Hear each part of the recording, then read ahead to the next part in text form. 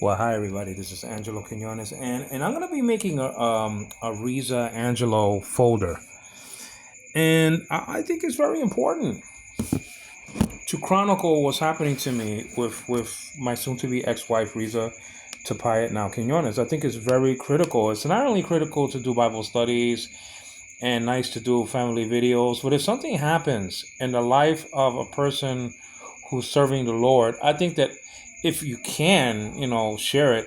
I think that everybody should know about it. Why? Because it can help people not to repeat um, the same mistake that I did in rushing to get married. It's just no excuse. I know I was 53 years old at the time. That was about almost 6 years ago. But okay, there's no excuse. You have to test the spirits to see if they're of God. I didn't do that sufficiently enough. Um, I guess I waited long enough, but then I closed my apartment down, which was just a no because I could have returned to it. I left my furniture, I left my clothes, I left my electronics, I left my videos, I left my Bible studies, I left this, I left that. I mean, that's a no. I mean, so I think this is critical to share. Don't do the same mistake I did. Don't fall over head over heels in love with somebody, and maybe they're not, that person's not in love with you, and you dump everything for nothing. I mean, that's what I did with Riza. I got married to the wrong person. I had the right kids, but with the wrong person. That's just all there is to it.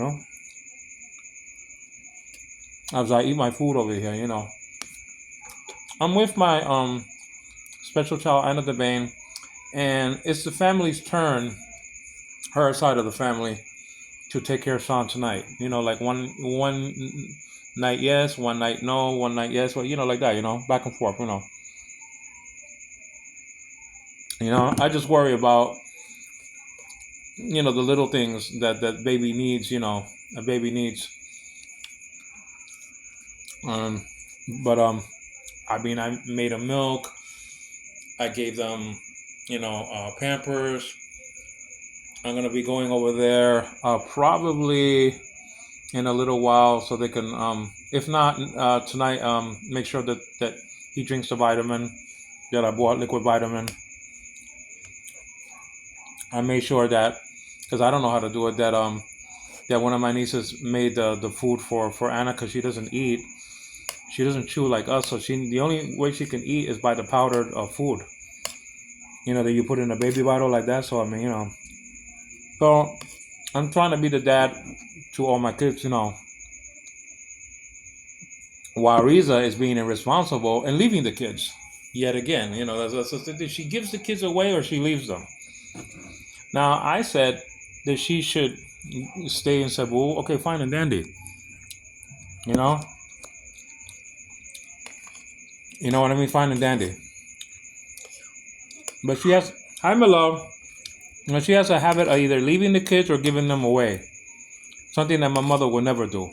Never do. Not even my sister did that, I think. And I said not even my sister, but my sister had a lot of problems in her life. She's the black sheep of the family. So, you know what I mean? So, not even she had all her kids. I mean, one was stolen from her, and I guess she couldn't do anything about it to get Savannah back. But as far as the other kids are concerned, I mean, she brought up all of the kids, you know, except for Savannah. So I kind of take that back a little bit. But getting back to Riza, I mean, my baby's laughing. Ah, baby, freca, freca, freca. Freca means fresh in Spanish. I'm Spanish and part Italian. I can't wait to meet somebody new, as I'm gonna, make this to be the last video for a while, as I do the Riza folder. In it will be the Riza tapes, a confession, a taped confession. I say taped, but digital confession of her confessing to cheating on me online with like I say 80. He has to be 80 years old. 80-year-old man on Ron for money. She confessed to that. Okay? It is a confession. There are so many comments on RIZA, it's not even funny. It has to be like 50 of them. There have to be like at least 50 or 60 comments because I have so much problems with the dame. You know?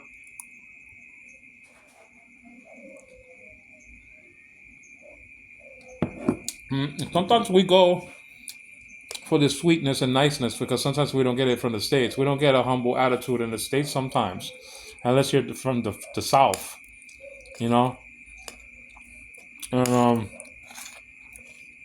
there are some humble women all over the United States of America. You know, I remember Jackie was a very humble person. The friend of Gil, very humble person. Very humble. His girlfriend from Wisconsin, Green Bay, Wisconsin, very humble.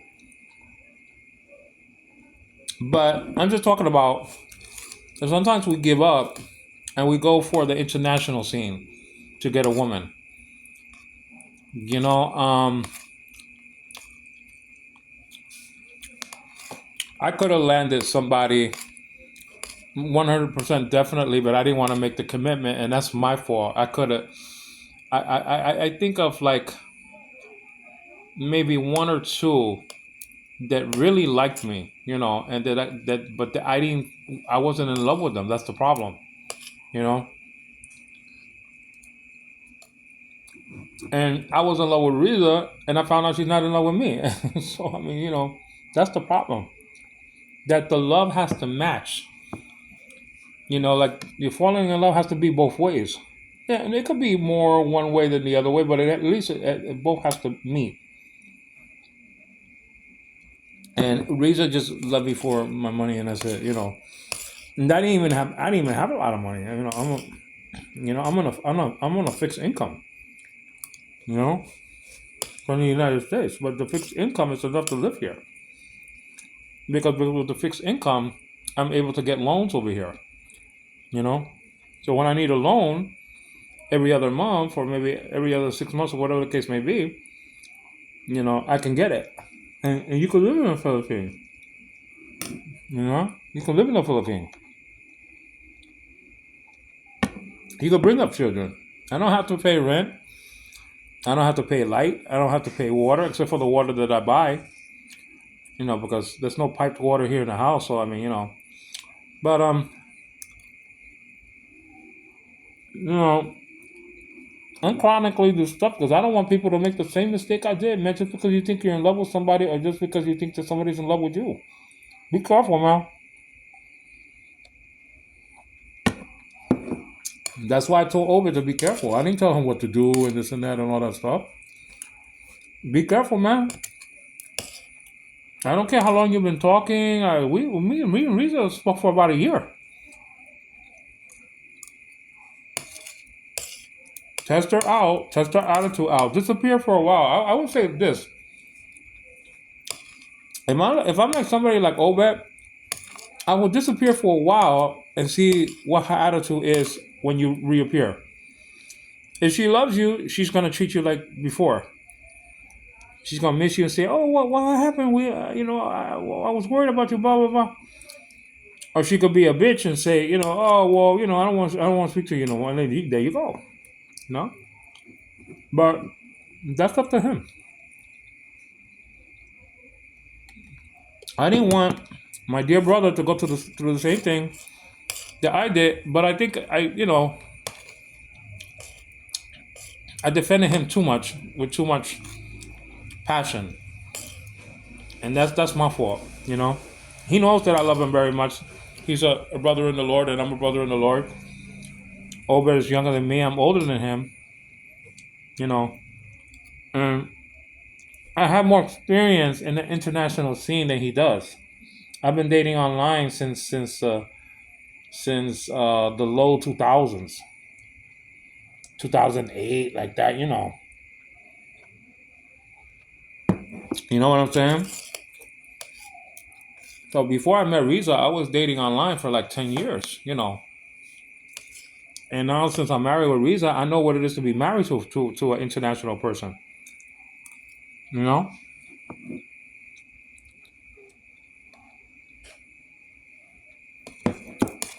So, but that's his business, and I love him dearly. And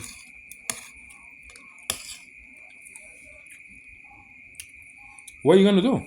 I'm just chronicling this stuff up there. Hi, Milo. So everybody could understand where I'm coming from, hear my side of the story. You know, and everybody knows what she did. Everybody knows how she cheated.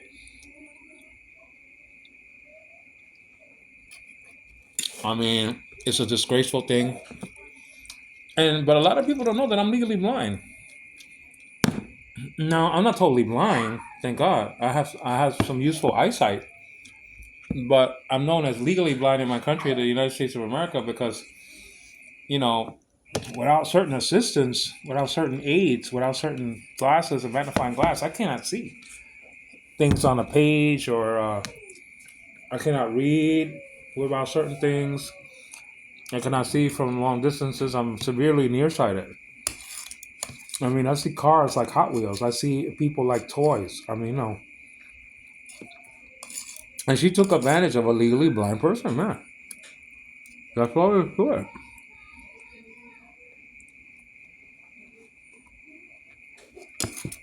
I would say also, be careful marrying somebody that has kids. They could be a tremendous problem to you. Step kids are not a joy. They're not. Unless you bring them up as babies. I'm talking about 6 months old, 8 months old, 9 months old, maybe a year old, perhaps maybe 2 years old. Don't marry somebody that has teenage kids or people that's grown up. Don't do it. They're never going to accept you. Now, it depends on the attitude of the kids. Now, you can find that out by going out with the person, and if the person, and if they accept you, okay, fine.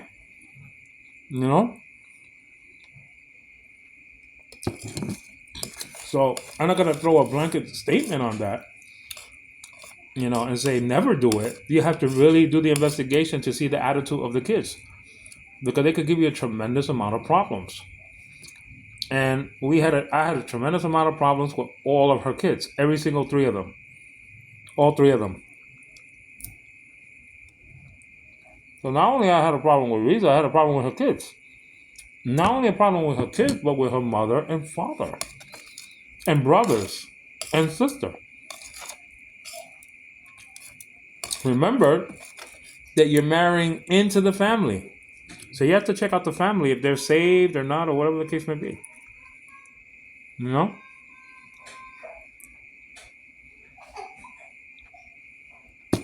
Hi, my love. Hang on.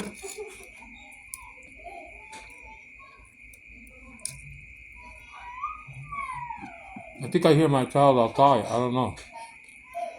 I don't like my son to stay with anybody, but, sometimes I need a break,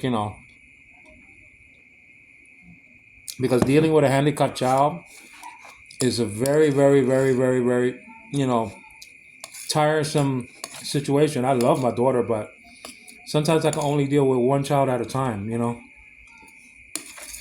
If he comes tonight, it's almost time for him to go to sleep, so I'll deal with it, in that way. I'll just, let him watch some TV about an hour or two, and just put him to sleep, And the thing about Sean, he sleeps all the way through. If I put him to sleep at 10 and he falls asleep at 10 o'clock in the night, he sleeps all the way through 6 o'clock in the morning without, he moves a lot in the bed, but he doesn't wake up. He does sit down. I don't know how that happens, but he doesn't wake up until the early stage of the morning. You know what I mean? But I will be careful with stepkids. You remember that you're marrying into the family. And the problem with my family over here, there's nobody saved. There's not one Christian in the family. Rita might be a Christian, but she doesn't show the fruits of authenticity. You know, I mean, I led her to Christ in this very, very room, but there's no baby cry. There's no profession of Jesus. There's no acts of discipleship. There's no marks of discipleship. You know what I'm saying? What happened, my love? What happened, hon? And what happened, my love? Hmm? What happened, hon?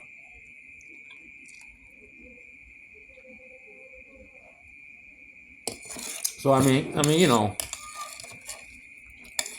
I mean, by their fruits you shall know them. I mean, that's what Jesus said. Where's the fruit? Cheating online is the fruit of the spirit.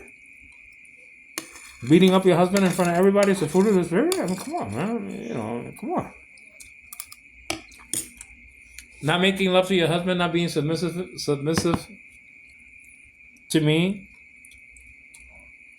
is the mark of the spirit. Is a mark of discipleship. Pushing my hand away when I want to make love. Oh, come on, man. She acts like she's the Virgin Mary. Come on, stop that. Your body is not your own. And then she says, "I know that the Bible says that. I know, but so why don't you do it? Your body is not your own, but the husband's. My body doesn't belong to me, but to the wife. Do not defraud one another. That's what the Bible says. But she doesn't care what the Bible says. So you can't really call her a Christian, though. So because I can't call her a Christian, I can get married again.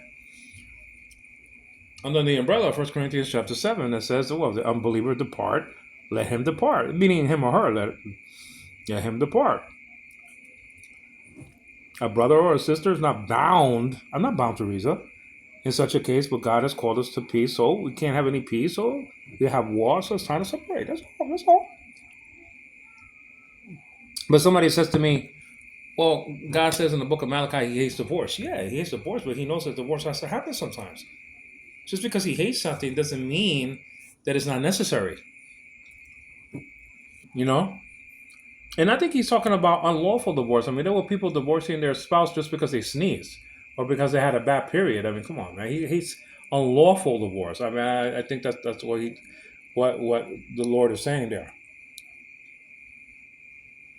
I mean, they were divorcing their wives just because she was unclean in certain aspects. If that was the case, I mean, you know, because RIZA didn't even clean the house, I would have divorced her on those grounds, you know. But God doesn't like that, you know.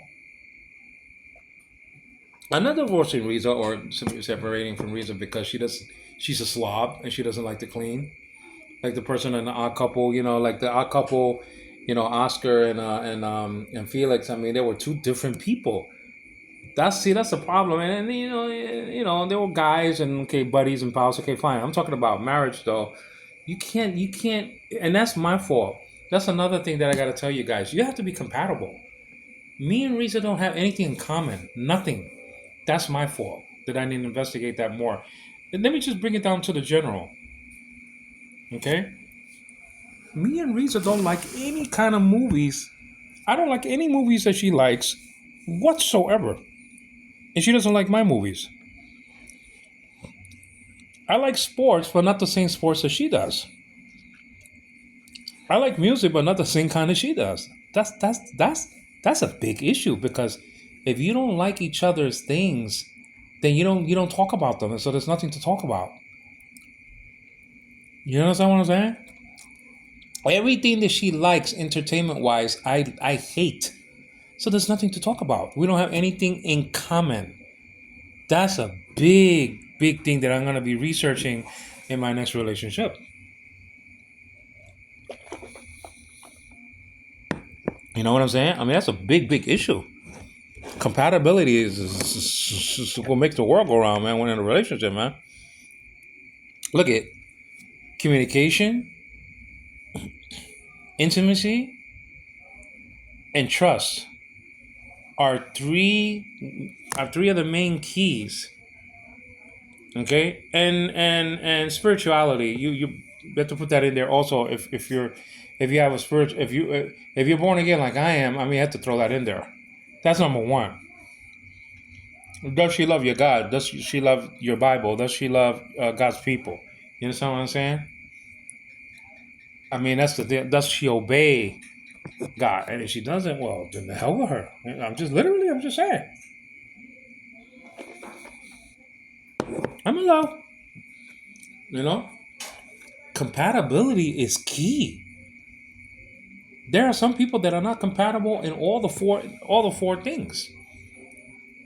I'm not compatible. Let's see if I'm compatible with Riza in any of these four things. Well, obviously, spirituality. We're not compatible. She's not a Christian person. She's a very nice person. Very nice person. She has a very sweet face, and that's what throws a lot of people off. You know, I mean, inwardly, her heart is as dark as coal. Sometimes, you understand what I'm saying? Very bad mother sometimes, and a very bad wife sometimes. And she thinks that being a good wife is bringing me peanuts and snacks. Come on, man. So you bring me peanuts and snacks, and she doesn't even do that anymore. But you don't make love to your husband. And when you make love to him, you try to shake.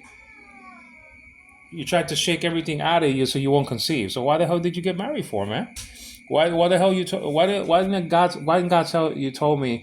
Oh, ask me, Angelo, how many kids you want? And I say, oh, 3, 4, 5, or 6, or whatever the case may be. And then you say, okay, that's okay with me, okay. And then when I come over here, it's not okay. I'm lucky that I have 2 children because she was stopping the conception of Sean, and I caught up to the trick of shaking her body, when she finished, making love, and so all the stuff will come out of her and drop to me. I hate to be vulgar about it. I hate to be like, nasty, but that's what she would do. She would shake all the stuff that I would put in her, and it will literally fall on my leg, and then she will get up and wash herself. And I say, you keep on doing that, God could kill you off, because the thing is that somebody did something like that. Okay, in the book of Genesis, I think it was chapter 37 or chapter 38, he didn't want for his wife, or whatever she was to him, to conceive, so he would drop on the floor. It's the same thing that Risa was doing, man. It's the same thing. It's the same thing. It's the same thing. It's nothing less than that. It's even more worse because she has the Bible and she knows what's wrong and right. You understand what I mean? You understand what I mean? Sorry, I have a little bit of a cold. So, getting back to, what I was trying to say, because there's just so much to deal with this woman. Well, let's get to the 4 things that I was dealing with. Is she spiritually compatible to me? No. So that's one. That's off. Do we have something in common? No. None whatsoever. Nothing in common. So the hobbies and stuff like that, nothing. And then you have the language barrier. Man, be careful of marrying somebody that they can't understand you well. And then you can't communicate well to her because of the language barrier, man. That's gonna frustrate you. I'm telling you right now. When I get married the next time, she has to have a very good command of the English language. If not, I will not marry this individual. I don't give two hoots and hell she looks like Marilyn Monroe. Because most of our arguments has been over the fact that she has not understood what I said. So you could put it 5 things. Is there a language barrier? Is there a spiritual barrier? Now communication is under language, so obviously.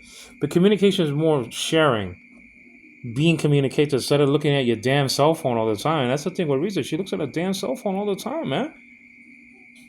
I know that, before she left, our marriage was dead. Hi, my love. So I know it was dead. But even before that, it died when I said, you cannot have control over my money anymore. When we go to the ATM, I'm not going to give you my money anymore for you to I'm not going to entrust it to you so you could, handle it.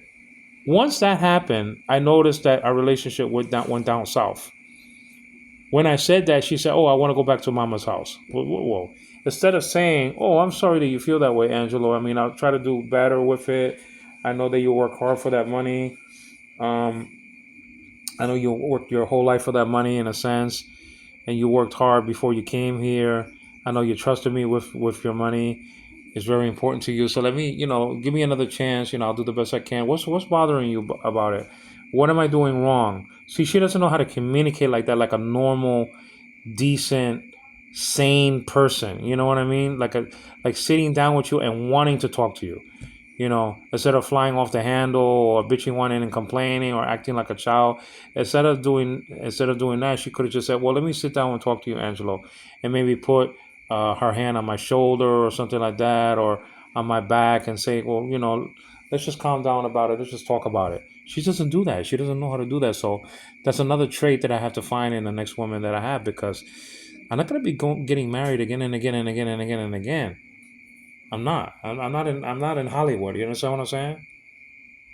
No, no, no, no. That's not going to be the case. That's not going to be the case. Let me move this a little bit. That's not going to be the case. The next marriage, that is it. That is it. If I can't make it work the next marriage, I'm going to be stuck in that marriage. I'm not going to give nobody a divorce. I'm not going to give nobody a way out. That's it. That's it. That is it. I'm not going to be playing games.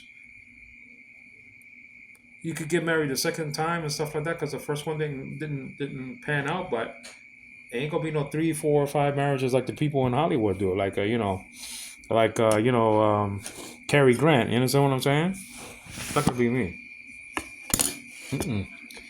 So what did I say was the other pillars? Compatibility.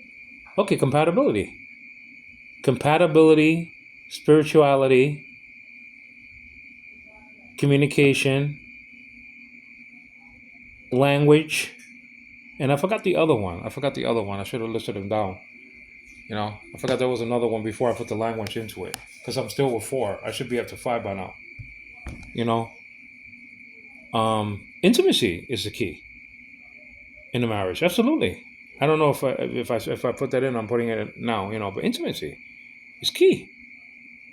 So spirituality, intimacy, communication, language, compatibility. I mean, it's 5 right there, and it could be 6. You could go to 10 if you want to. Those are all bonds that hold the marriage together. Not only that, acceptability. That you accept your role in the marriage. And with this, I'll let you go. Do you accept your role in the marriage? I mean, God gave you a role to play. If you're a woman, He gave you a specific role. You're playing the part as a believer, whether you like it or not. You know? And if you're a man, whether you like it or not, you're playing the part of Jesus, who's the head of the church. And that means that you're the head of the wife. So you got to be responsible in that area. So everybody got their role, and that's acceptability. I mean, role. I could put it role like that. I don't know. Acceptability, that kind of sounds too general, but role playing. We have a role to play. I think that's 6, up to 6 now. I'll leave it like that. That's gonna be too hard to go to 10. You understand what I'm saying? Now listen, no marriage is perfect, but there are marriages that last for a very long time. To 60, 50, 60, 70 years. And my next marriage is not going to last that long, because I'm almost 60 and 59. So I'll be lucky if I get, a good, 20 years out of it. I still got vigor. I still got power. I still got my looks, thank God. I mean, I still sound okay, I sound the same. My body doesn't feel the same. My elbows are hurting and my arms, and my toes and my knees. I mean, when you get up there, I started feeling these aches and pains when I was in my mid 40s, like 47. I started feeling different, Before that time, I didn't feel different. I felt the same. I felt no pain, no nothing, even though I had some broken bones here and there when I played basketball and played with my brother and stuff like that, or whatever the case may be, wrestling and stuff like that, broke some bones. But I'm not talking about that. I'm talking about every day feeling bad, feeling tired, feeling pain. I didn't feel like that. And that's only gonna get worse. If it was already bad at a age, I don't know, age 50 or whenever I had these pains in my knees and stuff like that. Even though losing weight can help tremendously, rectify all that, but you have to have all those six things, and don't rush. Take your time, especially if you're young. If you're young, take your sweet time, man. You don't have nothing. You don't have to. You don't have to be like Superman and leap over a tall building in a single bound. I mean, for what? You're just gonna get in trouble like I did. If you don't notice the things that you have to have for a fruitful relationship, blossoming into a successful marriage, if you don't have those things, don't marry her. Before you get in, like you're worshiping somebody in a cult that you can't get out because you're powerless. You know what I'm saying? That's the power of sin, the grip that it has. I'm coming, my love, that it has over us sometimes. You understand what I'm saying? But it says that sin shall not have any more dominion over you. Haven't you seen that in your life? That the things that used to dominate you doesn't dominate you anymore? Haven't you experienced that in your Christian life? I have. And it's a liberating thing, you know? It's a liberating thing. Those verses are true from Romans chapter 6 and Romans chapter 7. Throw that in there as well. In Romans chapter 8. The sanctification side of the book of Romans. You understand what I'm saying? Um, just don't rush. You're gonna get into trouble. I'm telling you right now. And that's why I'm chronicling. I'm taking a chance that people would despise me and my Bible studies because I'm putting this stuff so called. I don't think it is so called dirty laundry up there for everybody to see on YouTube. I'm taking a chance. I'm taking a big chance of becoming, let's say, famous one day when I'm not even here anymore on this earth, and having been brought low because people discovered these recordings. But I just want to chronicle these recordings because like if people see me with a different woman, and I'm calling her my wife, I got some explaining to do, like Ricky Ricardo. You understand what I'm saying? I'm a law. I have to explain that I got divorced, and that's why you see me with another person. So I'm accountable to you guys. I'm accountable to you. I'm accountable to you, and I want to share what I'm going through, so that way maybe it can help you guys. You understand what I'm saying? Maybe it can give you patience. Maybe it could give you hope. Maybe it can make you get a way out, make you have a way out. You know, based on the scriptures. So anyway, I have to go to my special child, and I have to put this dirty dish in the place that you put your dirty dishes and stuff like that. And just hit the hay because I'm tired, man. I'm tired. I'm living basically for my children right now, and my mother did the same for us, and it's my turn to do it for my kids. She did it for three kids. I'm doing it for two, and I would love to have more kids because when I'm not here anymore, those kids would take care of these two kids that I have now. You know, I want somebody to take care of Sean. I want somebody to take care of Anna because she's a special child, and I'm not gonna be with her for the rest of her life. You know, so I don't trust everybody with my kids. That's the problem. I need, you know, and I was telling Riza this. I want to have another child because I want somebody to look after Sean, to be a brother to Sean.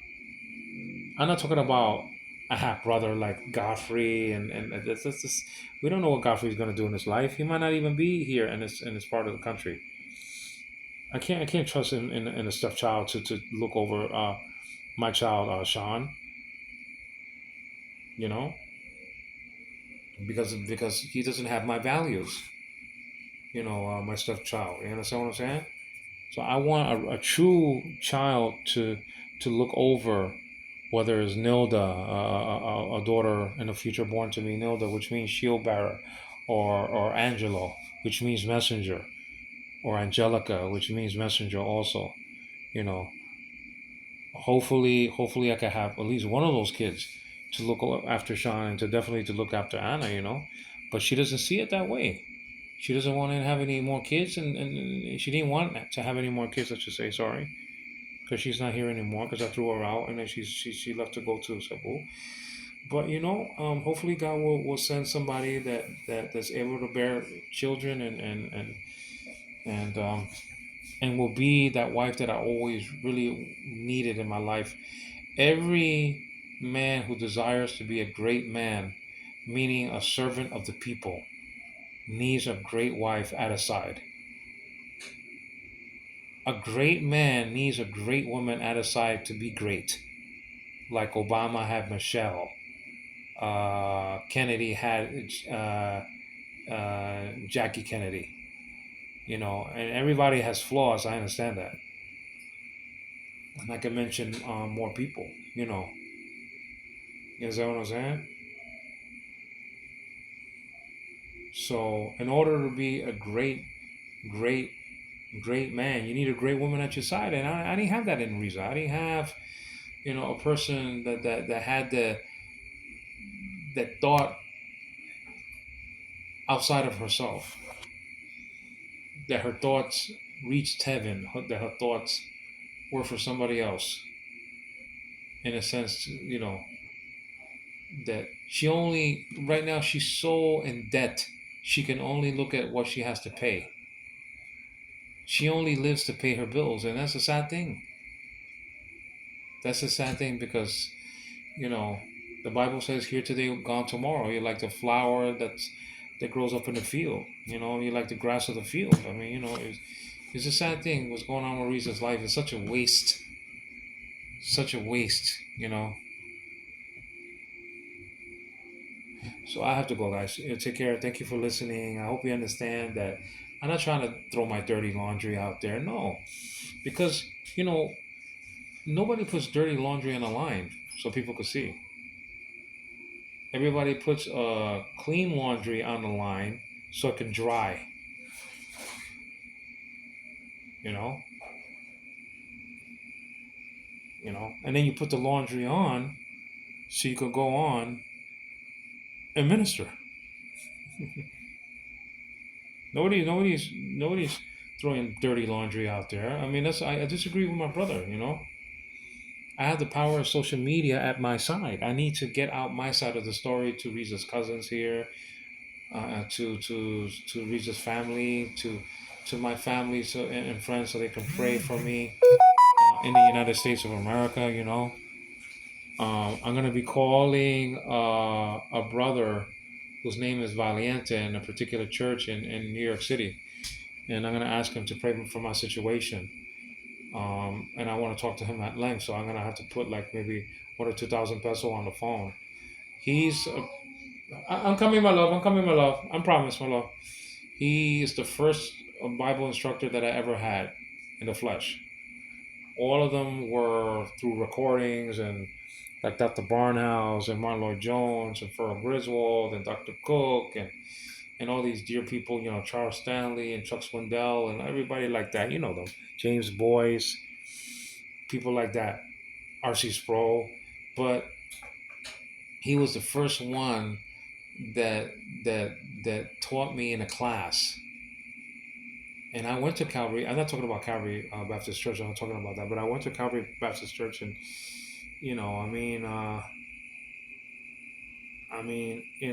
the pastor used to preach and teach, but it wasn't in a class setting. So Valiente is the first instructor that I ever had in a class, in a little tiny class of maybe 12 people or 14 people or 7 people, whatever the case may be. I'll never forget it. I have it on my YouTube channel, my first one, Angelo KY Quinones, Valiente. I have 2 classes there. At least I have one class, and then I have a couple of classes that have to do with somebody else, I think, or something like that. But I'm gonna ask him to pray for me, and and I hope he's doing well. I haven't spoken to him in about 7 years because it's hard to contact people from over here to over there, But I'm gonna make an effort to try to contact him. And I wish I could go back to my country, but I just don't have a family over there. Now I have the family of God. I always gonna have the family of God in different churches that I know. But I'm talking about blood relatives. I mean, they're dwindling down. Everybody's dying off. Everybody's moving from New York. I mean, that's the thing that I have an older family. I mean, I'm 59. Imagine everybody else is gone. My mother and father are gone. My grandparents are all gone. You know, um, I don't have people's telephone numbers. Like my uncles and they're probably gone anyway. I mean, the only people I have is a brother, a nephew, and a sister-in-law, and a sister, and a whole bunch of nieces. That's fine, but I mean, we just don't see eye to eye. Because of my sister. And I love my sister. I love my brother, but we just not seeing eye to eye now. You know. So I just hope and pray that people that used to speak to me, um, like Denise and like Gil and Gil can't talk to me because he can't do nothing about it because he's he lives with his sister, and I mean he's legally blind, and he doesn't know how to go online and stuff like that. I mean, so I'm not talking about him, but people like Greg and people like Obed and people like that were close to me. I hope they can pray for me. Um, Even though we're not talking anymore now, I'm gonna have to go, guys, because I'm gonna go to my special child. Take care. God bless you now. So I hope that you were edified. What's going on with me is kind of good because hopefully one person out there who's contemplating and marrying somebody overseas can just think again. Take care, guys. Bye bye now. Bye.